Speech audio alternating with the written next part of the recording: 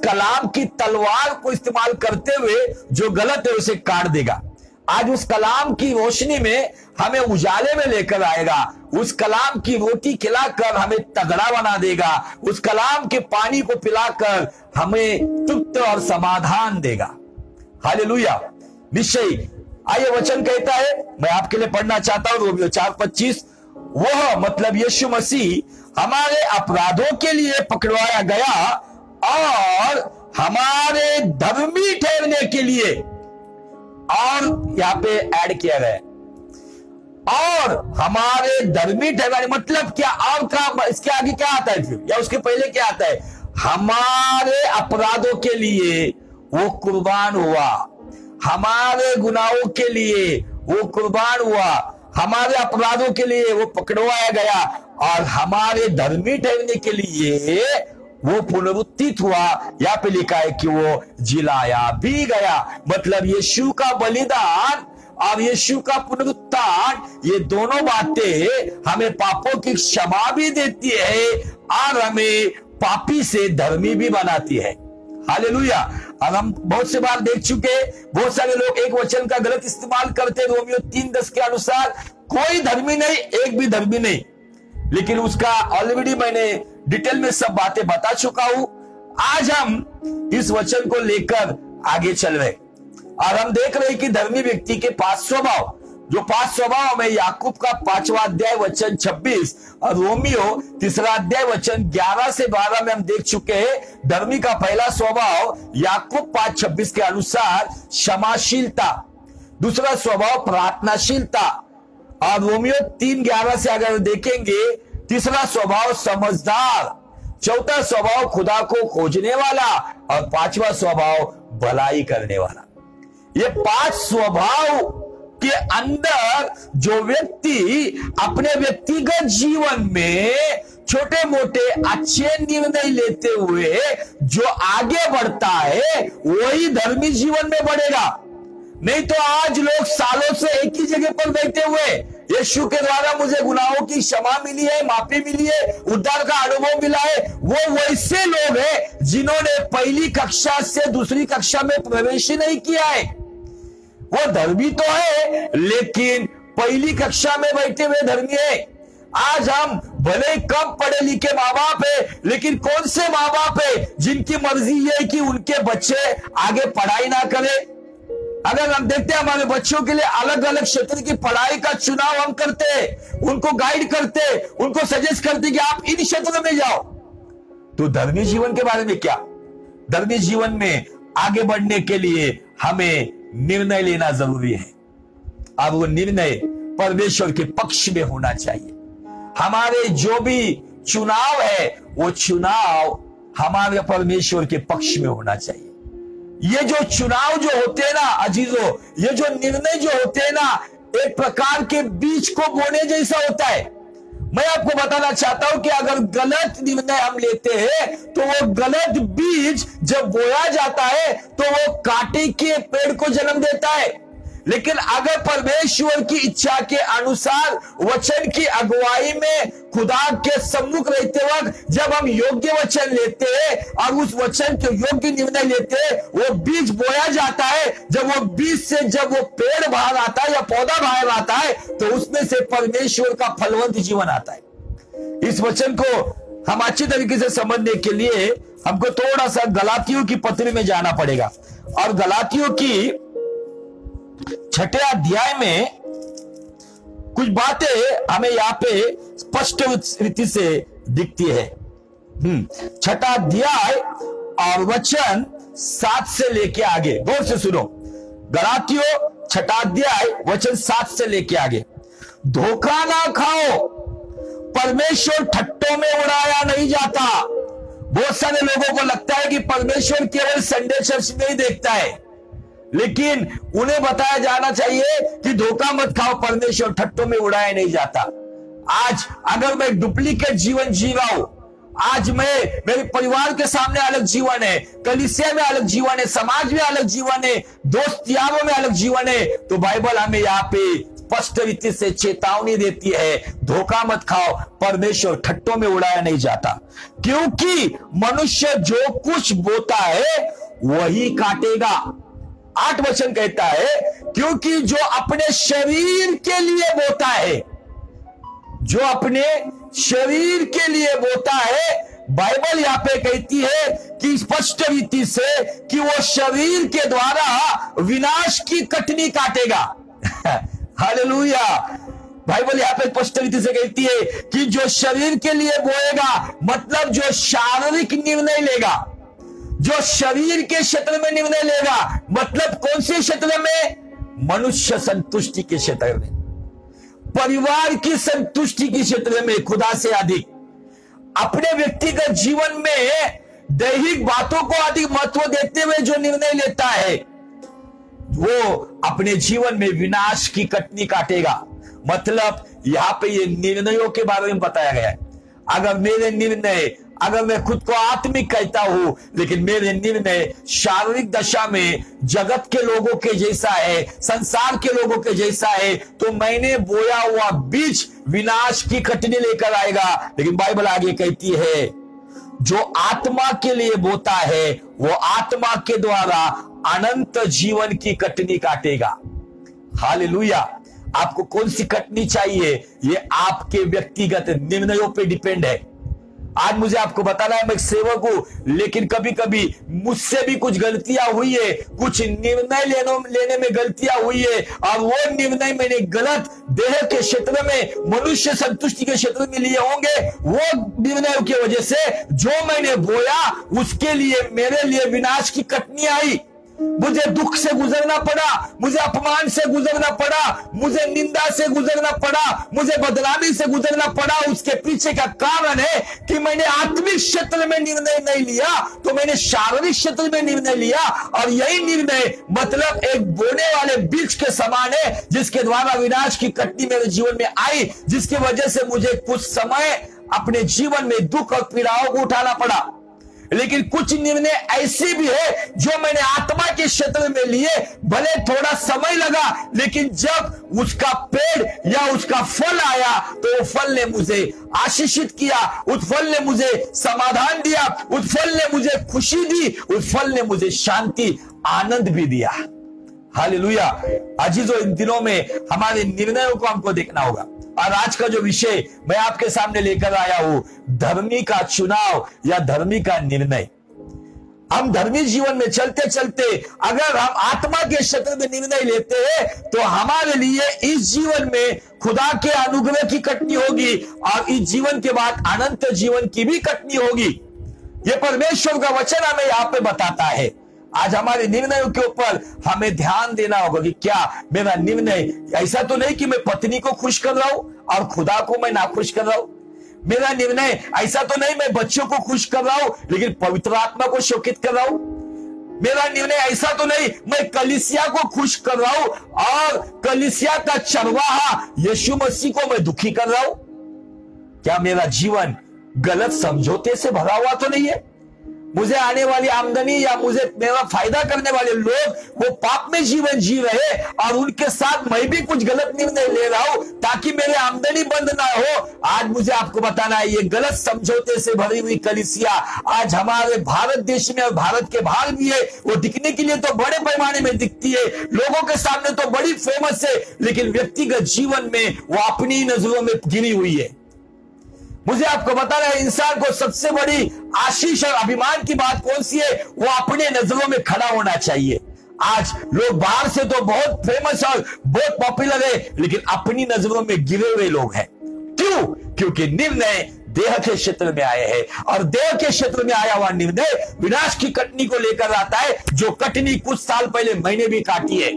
मैं अपनी गवाही देता हूं, मैंने कुछ गलत लोगों का चुनाव किया, मैंने कुछ गलत लोगों को परमेश्वर की सेवकाई में खड़ा किया, मैंने कुछ गलत निर्णय लोगों के जीवन में दिए।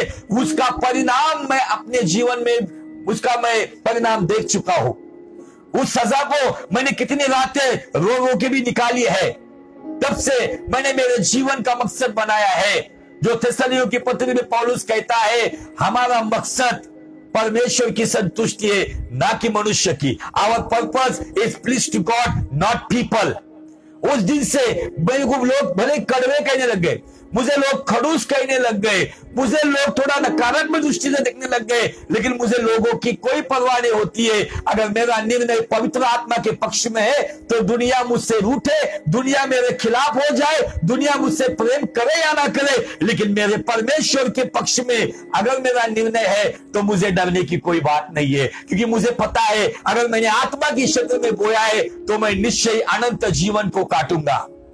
Hallelujah, praise the lord. आपको आपके जीवन में इन बातों के ऊपर बहुत ही अध्ययन करना होगा। निर्णय हमारे जीवन के भविष्य को सुधारता है, गलत निर्णय हमारे भविष्य को बिगाड़ता भी है। इसलिए निर्णय लेते वक्त जल्दबाजी नहीं होनी चाहिए, सुझाव देते वक्त जल्दबाजी नहीं करनी चाहिए, चुनाव करते वक्त जल्दबाजी नहीं होनी चाहिए। अगर हम बाह्य स्वरूप में देखकर अगर जल्दबाजी करते हैं तो यही बात हमारे विनाश का कारण बन सकती है। आइए और क्वेश्चन हम देखेंगे, रोमियो की पत्री उसका 8वां अध्याय और वचन 5 से आगे। Book of Romans chapter 8 and from verse 5 क्या कहता है देखो। क्योंकि शारीरिक व्यक्ति शरीर की बातों पर मन लगाते हैं। शारीरिक व्यक्ति केवल शॉपिंग के ऊपर मन लगाएंगे, शारीरिक व्यक्ति अपना सजना धजने के ऊपर, अपने कपड़े, ब्रांडेड कपड़े, अपने सभी बातों के ऊपर, शरीर को खुश करने वाली बातों पे मन लगाते हैं।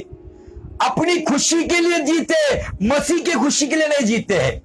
मेरे और आपके जीवन का मकसद यह है कि हम अपनी खुशी के लिए नहीं तो वरन हम पहले उसकी खुशी के लिए जिए जिसने हमारी खुशी के लिए अपना जीवन उस सूली पे बलिदान किया है।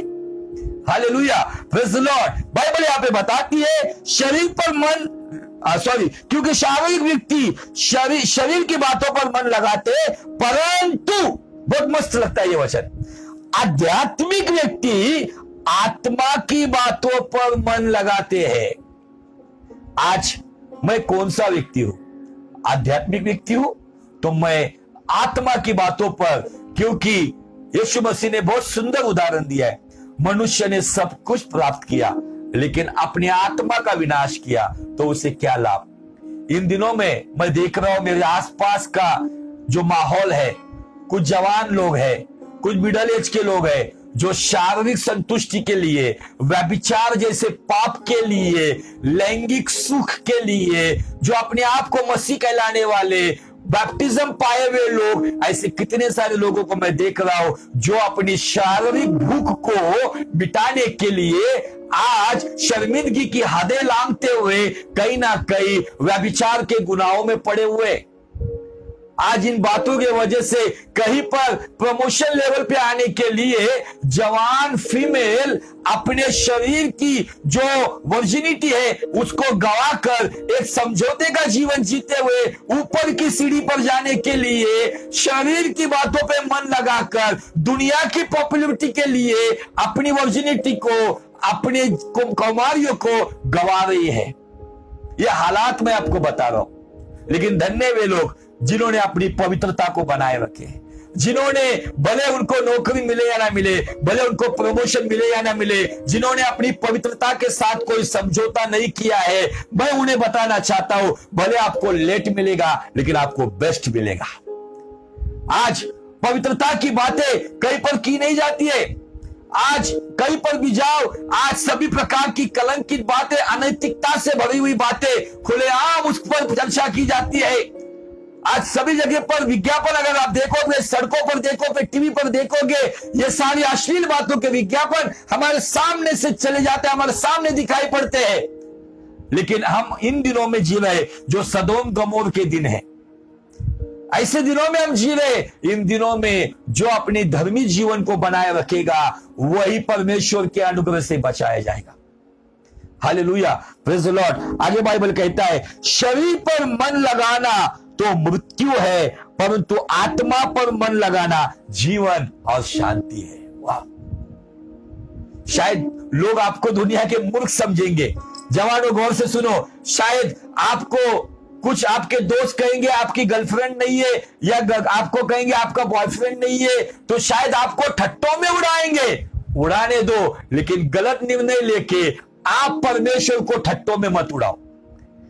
आपको अगर कहा जाता है तेरी गर्लफ्रेंड नहीं, नो प्रॉब्लम, मेरे लिए मेरा परमेश्वर मेरी गर्लफ्रेंड नहीं, मेरे लिए मेरा परमेश्वर मेरा लाइफ पार्टनर देगा, जीवन साथी देगा, मुझे गर्लफ्रेंड बॉयफ्रेंड की जरूरत नहीं है, मेरे लिए मेरा परमेश्वर प्रबंध करके रखने वाला, जो यिर्मयाह 29:11 में कहता है कि मेरे मन में तुम्हारे लिए कुशल की कल्पनाएं है और निश्चय भविष्य में मैं उसे पूरा करूंगा।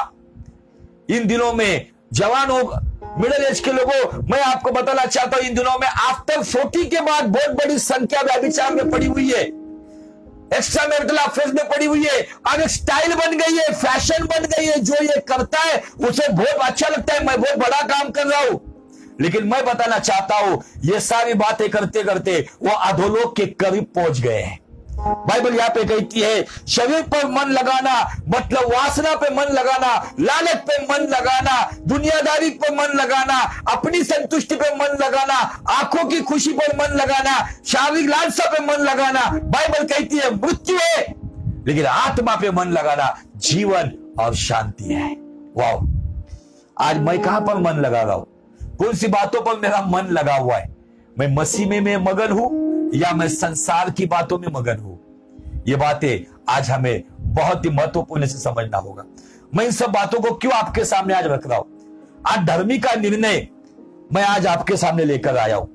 ये जो बचे हुए 15 से 20 मिनट में हम एक ऐसे धर्मी व्यक्ति को देखेंगे जिसका निर्णय गलत हुआ, जिसका चुनाव गलत हुआ और उस क्षेत्र में हुआ जिस क्षेत्र में होना नहीं चाहिए था।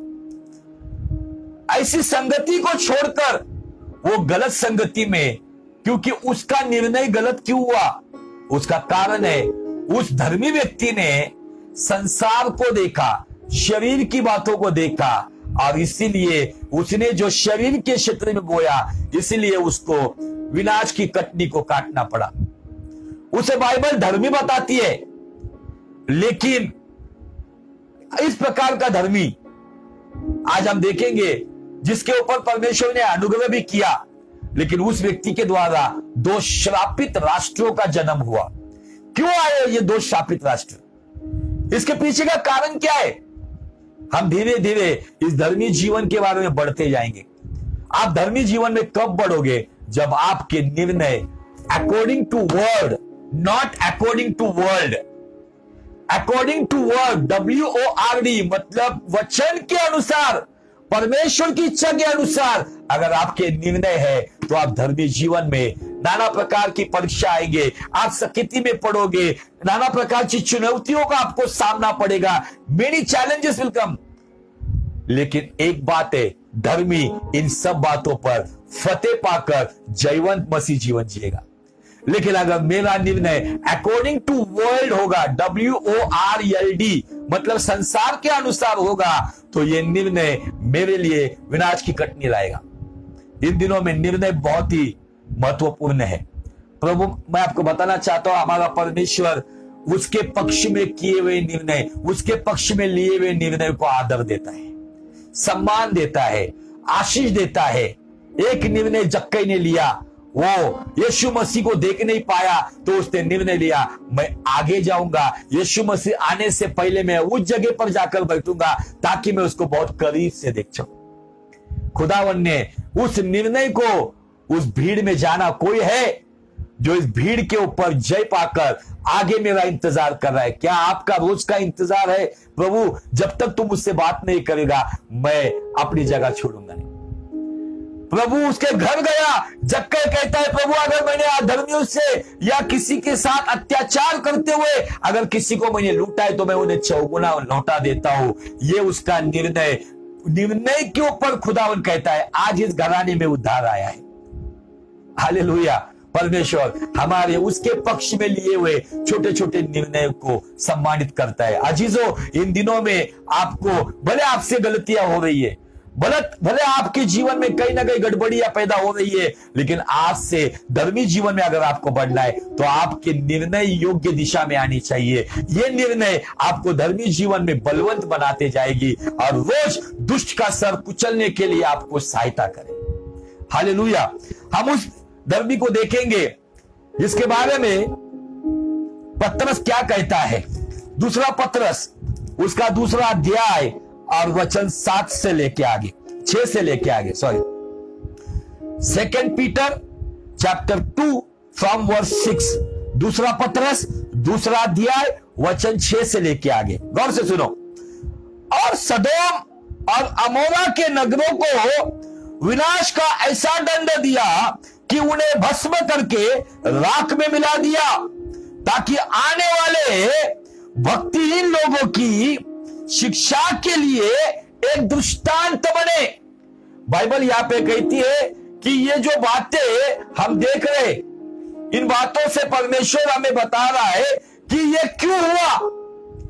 आने वाले युग में, मतलब सदोम अमोरा के बाद आज हम जिस युग में जिंदा है, हमारे लिए बाइबल कहती है ये दृष्टांत बने। क्या दृष्टांत बने? उसका कारण दिया गया है। यह दृष्टांत इसलिए बने कि आने वाले भक्तिहीन लोगों की शिक्षा के लिए। मैं भक्तिमान हूं या भक्तिहीन हूं, जो धर्मी है वो केवल संडे को भक्ति नहीं करता है। जो धर्मी है वो पारंपरिक रिचुअल बातों में मसीह नहीं है, तो वो स्पिरिचुअल मसीह है, जो कोई ऐश वेडनेसडे या उपवास के दिनों में समय नहीं बिताता है, जो हर दिन खुदा में समय बिताता है। मैं पिछले बुधवार को बता चुका हूं, आपको रिचुअल मसीह नहीं बनना है, जो पारंपरिक, जो प्रथाओं का, परंपराओं का पालन करने वाला मसीह है, वो नहीं बनना है। आपको स्पिरिचुअल मसीह बनना है, आध्यात्मिक, आत्मिक मसीह बनना है। अगर आप उस तरीके से चलते हो तो आप भक्तिमान मसीह बनते हो। आगे सुनो क्या कहता है वचन। और धर्मी लूत को, क्या लिखा है? धर्मी लूत को, जो अधर्मियों के अशुद्ध चाल चलन से बहुत दुखी था, छुटकारा दिया। परमेश्वर ने लूत को छुटकारा क्यों दिया? उसके पीछे भी एक कारण है, और उसका एकमेव कारण है अब्राहम। जब अब्राहम को यहोवा ने कहा, सदोम और अमोरा का पाप इतना बढ़ गया है, मैं इस नगर को विनाश करने जा रहा हूं, तब अब्राहम परमेश्वर से छोटे बच्चे के जैसे प्रार्थना करता है, प्रभु अगर उस नगर में 50 धर्मी होंगे तब भी तू नाश करेगा क्या? अगर 30 रहेंगे, 40 रहेंगे, ऐसा करते करते बात 10 पे आती है, तो परमेश्वर यहोवा उसको जाते जाते कहता है, अगर 10 भी रहेंगे तो मैं विनाश नहीं करूंगा। लेकिन उस नगर के अंदर बाइबल बताता है एक ही धर्मी है। अब इस वचन के अनुसार उस एक धर्मी के लिए परमेश्वर वहां पे जो न्याय की, जो योजना की गई थी, उसे नहीं बदलता। लेकिन बाइबल बताती है परमेश्वर ने उस धर्मी के परिवार को बचाने के लिए स्वर्गदूतों को भेजा। वो पुराना नियम है, लेकिन मैं आज आपको बताना चाहता हूं, यह संसार जो सदोम और अमोरा से भी गंदगी से भरा हुआ है, आज हमारे आसपास देखो, सब प्रकार के समलैंगिक पापों का इतना भड़ीमार पड़ा हुआ है। आज समलैंगिक शादियों को परमिशन मिली हुई है।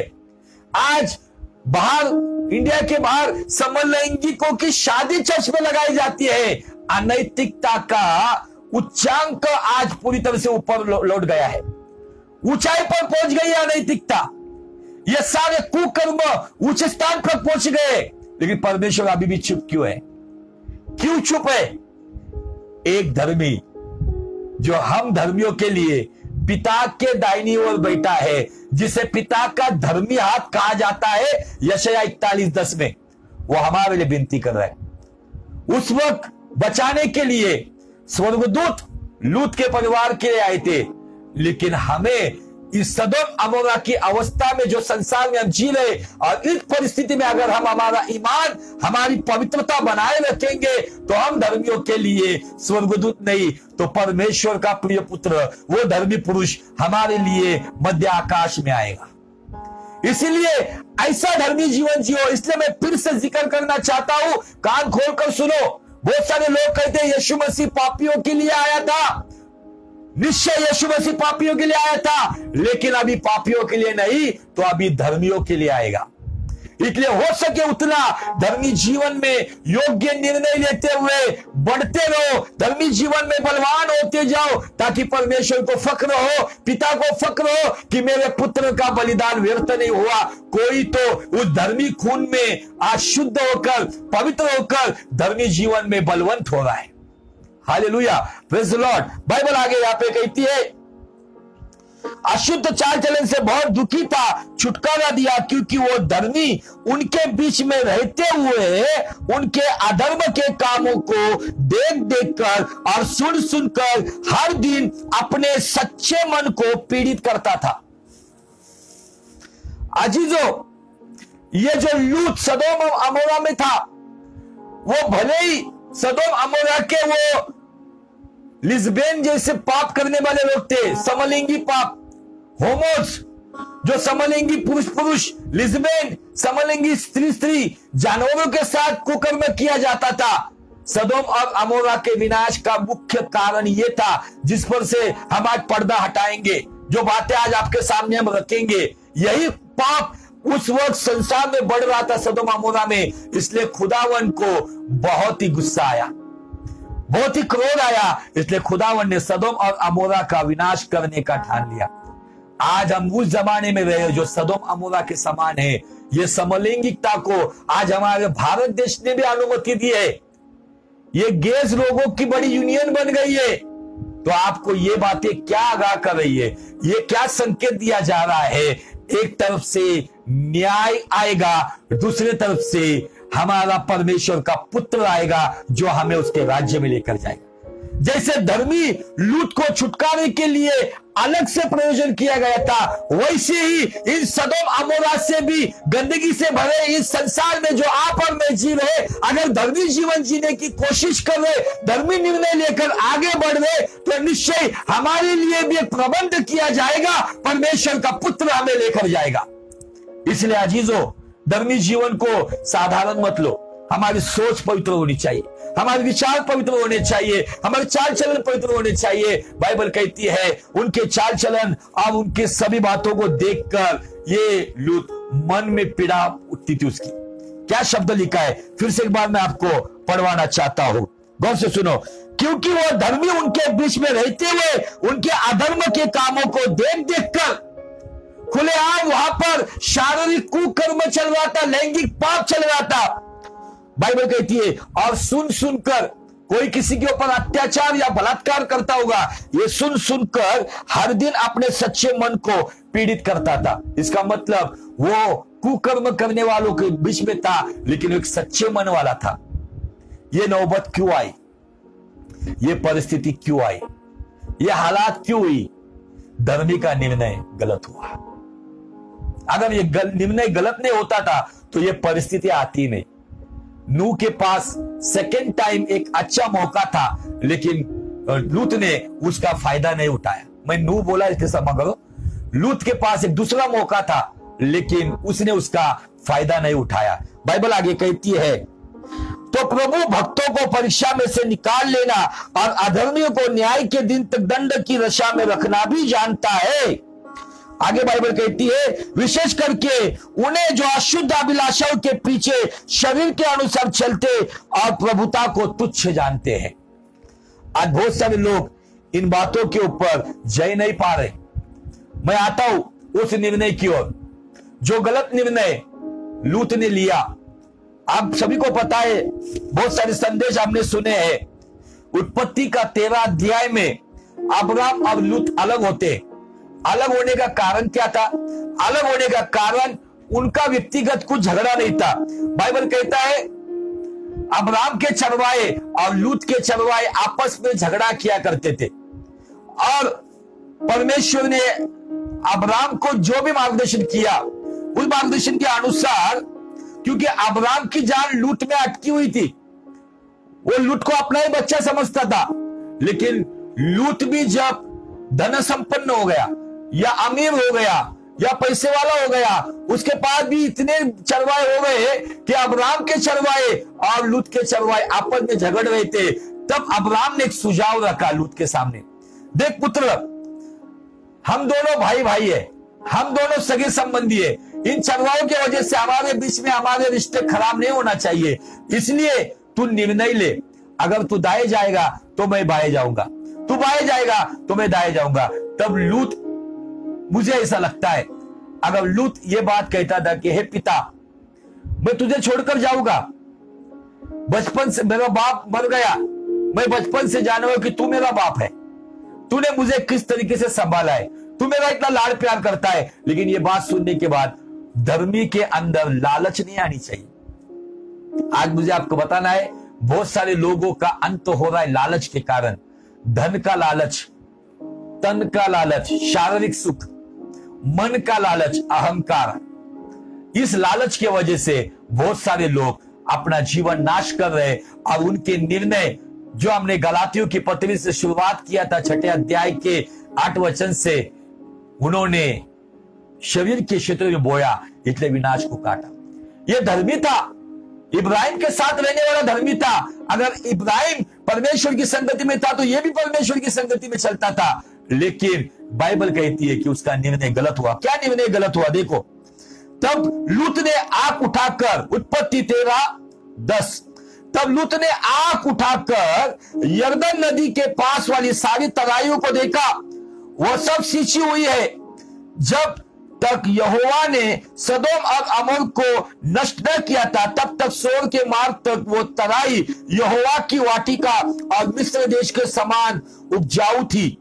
इसलिए लूत ने अपने लिए यरदन की तराई, सारी तराई को चुन के पूर्व की ओर चला और वे एक दूसरे से अलग हो गए।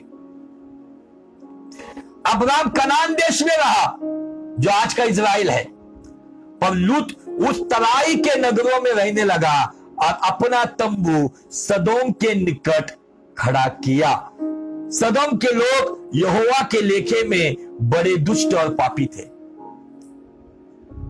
यह निर्णय गलत हुआ। मुझे आज की डेट को लेकर बात करनी है। आपके रिश्ते नातों में आप क्या निर्णय ले रहे हो? आप आपके परिवार से अगर अलग हो रहे हो, आप आपका लग्जरियस लाइफ देख के अलग हो रहे हो, आप केवल आपकी सुख सुविधा देखकर अलग हो रहे हो, लेकिन रिश्ते नातों को अगर आप अहमियत या महत्व नहीं दे रहे हो, तो मुझे आपको बताना है आपका निर्णय गलत है।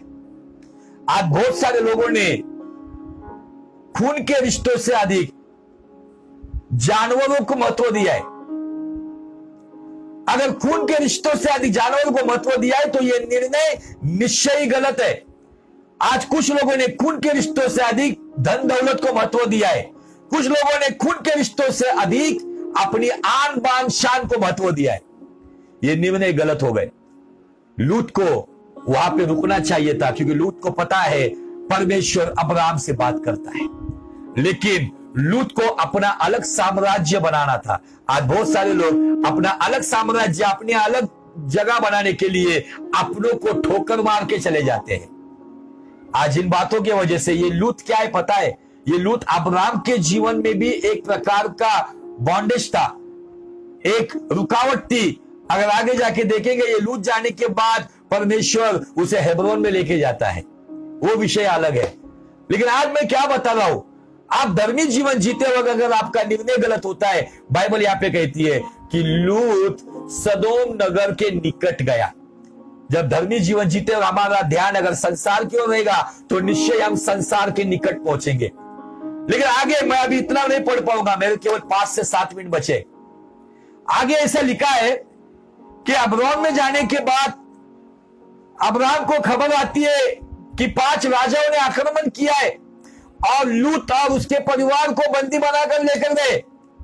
अब्राम अपनी 315 लोगों की सेना बनाकर उन 5 राजाओं पे आक्रमण करता है और बाइबल कहती है लूत और उसके परिवार को, उसके सगे संबंधियों को, उसके नौकर चाकर को अब्राम छुड़ा के लाता है धन दौलत के साथ।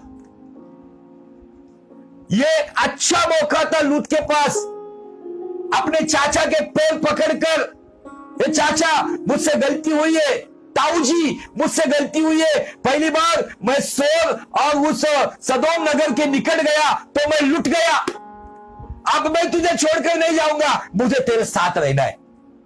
लेकिन दुख की बात यह है, बाइबल कहती है यह छुटकारा पाने के बाद लूत जो सदोम नगर के निकट रहता था, अभी वो सदोम नगर के अंदर चला गया।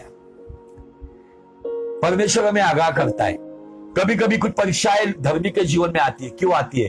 कि वो अपने निर्णय को सुधारे, अपने फैसलों को सुधारे, अपने चुनाव को सुधारे और योग्य निर्णय लेके खुदा की संगति में आए। क्योंकि भजन संहिता 1 की शुरुआत ही है, धन्य वो मनुष्य जो पापियों की संगति में या उनके मार्गों में खड़ा नहीं रहता है। ये सदोम के निकट रहने वाला सदोम के अंदर चला गया। ये दुख की बात है। ये दूसरा निर्णय, उसका खामियाजा लूत को उठाना पड़ा। लेकिन जब परमेश्वर के दास को जब परमेश्वर ने बताया कि मैं सदोम और अमोरा को नाश करने जा रहा हूं, तो बाइबल कहती है इब्राहिम ने वहां पर उनके लिए दुआ की। तब परमेश्वर ने स्वर्गदूत को भेजा और स्वर्गदूतों ने वहां पर बाइबल कहती है कि लूत को छुड़ाने का प्रयोजन किया। और इस तरीके से प्रयोजन किया कि वहां पे लूत कहा था, डायरेक्ट 19 अध्याय में हम चलेंगे। 19 अध्याय का 1 वचन, सांझ को वो 2 दूत सदोम के पास आए, तब लूत सदोम के फाटक के पास बैठा था। मेरे जहन में एक सवाल आया, सदोम के अंदर रहने वाला व्यक्ति सदोम के फाटक के पास क्यों बैठा है? उसका जवाब जो हमने दूसरा पत्रस 2 अध्याय और वचन 7 में ऐसा पढ़ा हमने कि वो अधर्मियों के कामों को देख देख कर और सुन सुन कर अपने मन में दुख को उठा रहा था।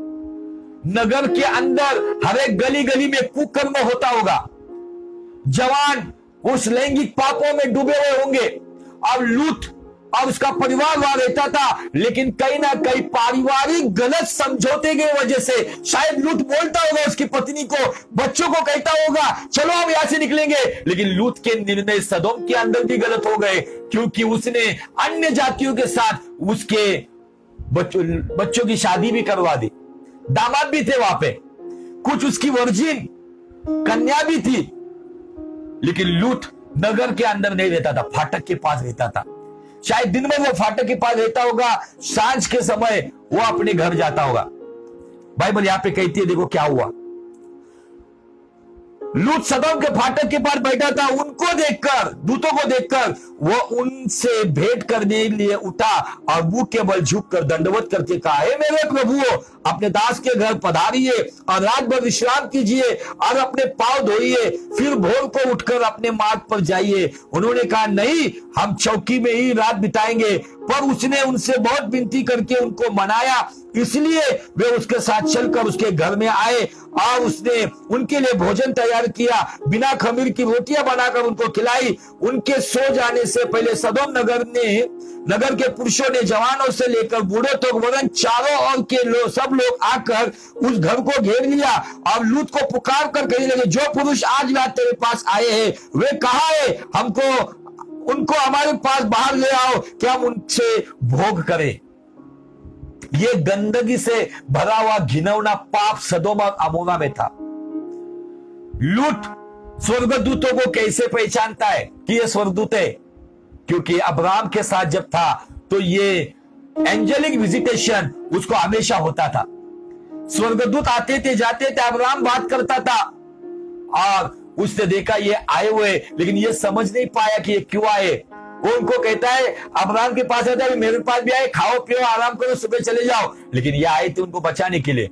ये बाइबल कहती है यहाँ पर उस शहर के सारे जवान, बूढ़े और सारे पुरुष वहां पर आए। किस लिए आए? उनके साथ शारीरिक लैंगिक क्रिया करने की भूख से, उस वासना से आए। लेकिन बाइबल क्या कहती है? तब लूत उनके पास द्वार के बाहर गया और किवाड़ों को अपने पीछे बंद करके कहा, हे मेरे भाइयों, ऐसी बुराई ना करो। सुनो, मेरी 2 बेटियां हैं, जिन्होंने अब तक पुरुष का मुंह नहीं देखा है, इच्छा हो तो उन्हें तुम्हारे पास ले आओ और तुमको जैसा अच्छा लगे वैसा व्यवहार उनसे करो, पर इन पुरुषों को कुछ ना करो क्योंकि ये मेरे छत तले आए हुए। उन्होंने कहा हट जा। फिर वे कहने लगे तू एक परदेशी होकर यहाँ रहने के लिए आया है, पर अब न्यायी भी बन बैठा है क्या? इसलिए अब हम उनसे भी अधिक तेरे साथ बुराई करेंगे। और वे पुरुष लूत को बहुत दबाने लगे और किवाड़ तोड़ने के लिए निकट आए। तब उन अतिथियों ने हाथ बढ़ाकर लूत को अपने पास घर में खींच लिया और किवाड़ को बंद कर दिया। और उन्होंने क्या छोटे क्या बड़े सब पुरुषों को जो घर के द्वार पर थे अंधा कर दिया। अंततः वो द्वार को टटोलते टटोलते थक गए। मैं यहां पे रुक रहा हूं। क्या समझ में आ रहा है? यहां पे लूत का पहला गलत निर्णय, अब्राम को छोड़कर यरदन की हरी भरी तराइयों में जाकर वहां पे रहना, अपने अजीज को छोड़कर, उसने केवल अपनी सुख सुविधा को देखकर कनान की पहाड़ी को छोड़कर पानी के पास जाकर वो रहा। शॉर्टकट वे, कभी कभी हम शॉर्टकट वे को जाते हैं, लेकिन यही बात हमारे लिए विनाश का कारण बनती है। पहले वो सदोम को निकट गया, वहां से उसको बंदी बनाया गया, लेकिन जब छुटकारा पाया तो उसके लिए एक गोल्डन चांस था कि वो इब्राहिम के साथ फिर से जुड़ जाए। लेकिन बाइबल कहती है कि वो सदोम के अंदर गया। आगे अगर आप घर पढ़ोगे तो दामादों को कहता है वो ऐसा ऐसा होने वाला है, लेकिन कोई नहीं सुनता है। वो केवल अपनी पत्नी दो बेटियों को लेकर भागता है। और पत्नी का भी क्या हुआ है? बाइबल कहता है, यीशु मसीह खुद कहता है कि लूत की पत्नी को याद करो। वो नमक का खंबा बन गई जिसने पीछे मुड़कर देखा। लेकिन आगे जाकर इन्हीं लूत की दो बच्चियों ने अपने पिता के साथ शारीरिक संबंध करते हुए दो राज्यों को बनाया, दो राष्ट्रों को बनाया, एक मोआब और दूसरा अम्मोन। क्यों हुआ? ये विनाश की कटनी क्यों आई? ये विनाशक बातें क्यों आई?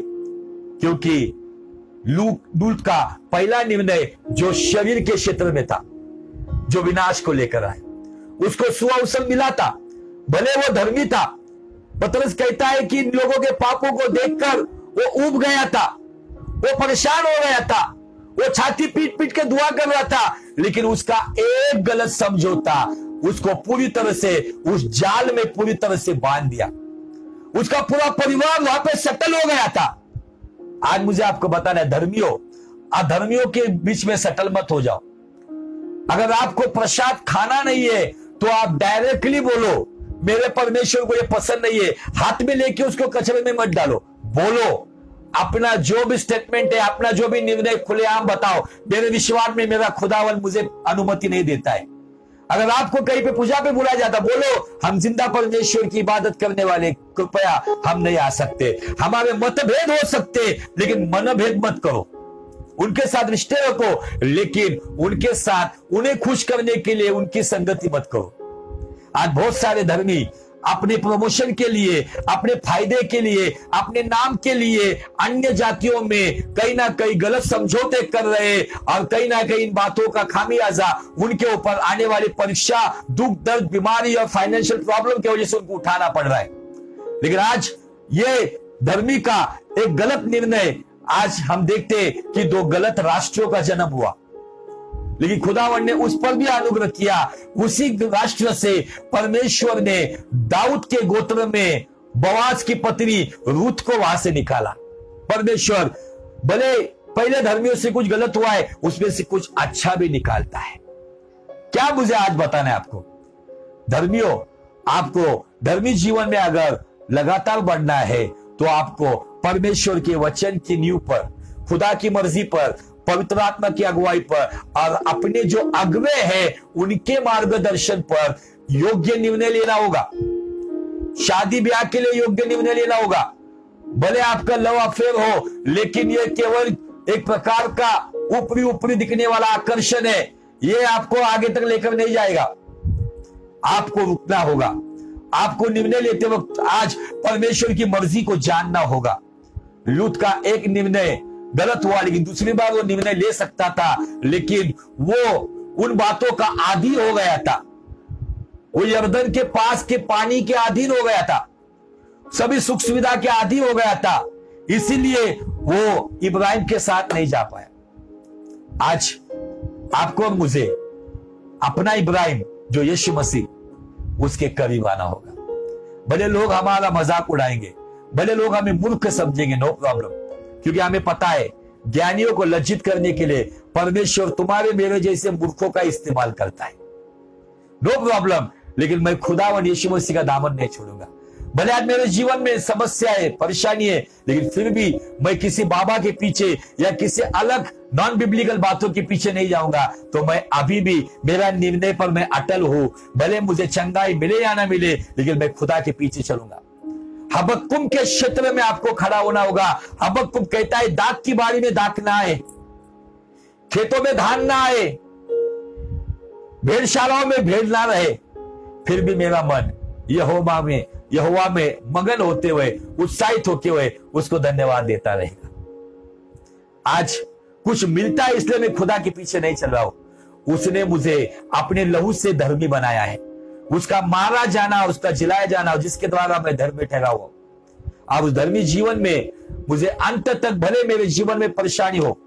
बहुत सारे लोग अपने आप को धर्मी कहते हैं, लेकिन आज उनकी छोटी छोटी आदतें और लतें छुटी हुई नहीं है। तंबाकू, सिगरेट, गुटखा, नाना प्रकार की बातों में बंधे हुए।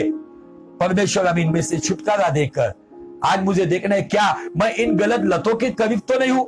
क्या ये इन प्रकार की आदतों में पड़े हुए लोगों के करीब तो नहीं हूं?